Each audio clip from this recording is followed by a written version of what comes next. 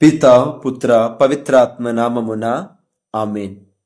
క్రీస్తునాథుని యందు ప్రియమైనటువంటి దేవుని బిడ్డలారా, తపస్సు కాలం వాక్య ధ్యానాంశానికి మీ అందరినీ కూడా ప్రేమతో ఆహ్వానిస్తూ ఉన్నాను. మత్తయి శుభవార్త 5వ అధ్యాయము 20 నుంచి వచనములు.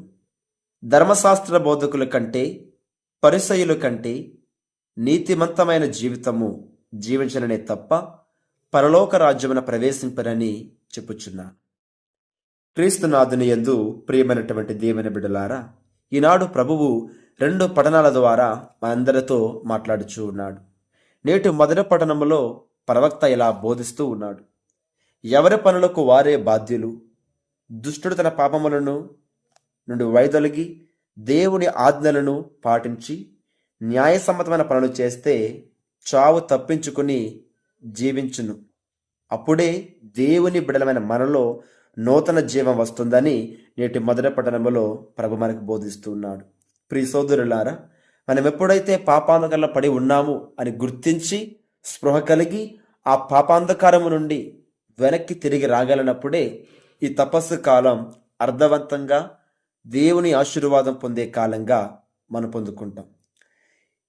నా ప్రయత్నం, నా ప్రయాణం తప్పుడు మార్గంలో వెళ్తున్నాను, తప్పుడు కార్యాలు చేస్తున్నాను, తప్పుడు వ్యక్తిగా జీవిస్తున్నాను అని జ్ఞానము కలిగి మెలుకొని తిరిగి ఆ పాప జీవితాన్ని విడిచిపెట్టి నూతన జీవితంలోకి రావాలనే ప్రభు కోరుకుంటున్నాడు.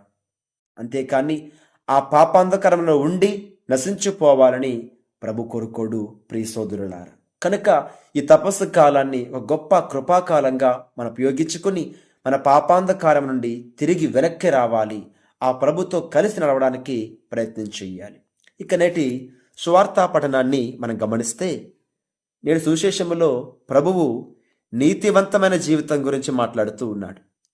పరిసయ్యులు ధర్మశాస్త్ర బోధకుల కంటే నీతివంతమైన జీవితం జీవిస్తేనే మనం పరలోక రాజ్యానికి ప్రవేశిస్తామని ప్రభు పలుకుచున్నాడు.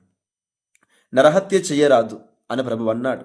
ఇక్కడ నరహత్య అంటే మన మాటలతో క్రియలతో ఇతరుల హృదయాలను గాయపరచటం, మానసికంగా వారిని చంపివేయటం. సాధారణంగా ఇతరుల గురించి చెడుగా మాట్లాడటంలో మన నాలుక నాట్యమాడుతుంది. నరంని నాలుక ఇష్టం వచ్చినట్లు మాట్లాడుతుందని ప్రభు అంటూ ఉన్నాడు. నీ సోదరునితో నీకు మనస్పర్ధ ఉంటే నీ కానుక పీఠము దగ్గర వదిలేసి నీవు వెళ్ళి నీ సహోదరునితో సఖ్యత పడి వచ్చి నీ కానుకను సమర్పించమని ప్రభు కోరుతూ ఉన్నాడే.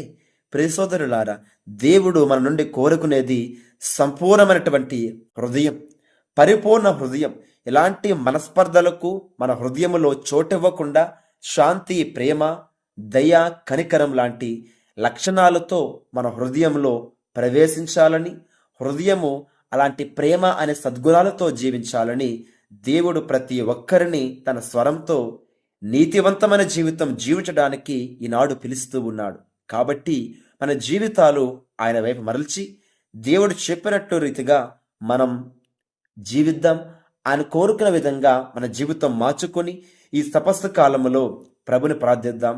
ధర్మశాస్త్రం హత్య చేయవద్దన్నది ఆదేశిస్తుంది. దానికి కారణమైనటువంటి కోపాన్ని కూడా అణుచుకోవాలని క్రీస్తు బోధిస్తూ ఉన్నాడు.